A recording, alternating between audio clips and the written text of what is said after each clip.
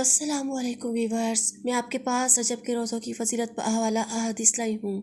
حضرت انس سے روایت ہے، آپ صلی اللہ علیہ وسلم نے فرمایا، جس کسی نے رجب کے 3 دنوں جمعرات، جمعہ اور ہفتہ کا روزہ رکھا، اللہ تعالیٰ اس کے لیے 900 سال کی عبادت لکھ دیتا ہے۔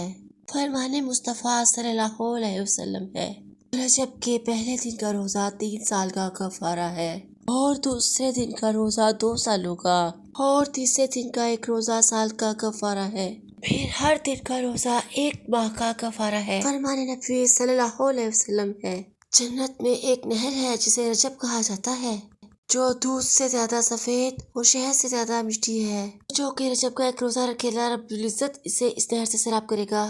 حضرت سیدنا علامہ صفوری رحمۃ اللہ علیہ فرماتے ہیں، رجب المرجب بیج بونے کا، شعبان المعظم پانی دینے کا، اور رمضان المبارک فصل کاٹنے کا مہینہ ہے۔ ویڈیو پسند آئی ہو تو پلیز لائک، شیئر اور سبسکرائب کریں تاکہ دوسرے بھی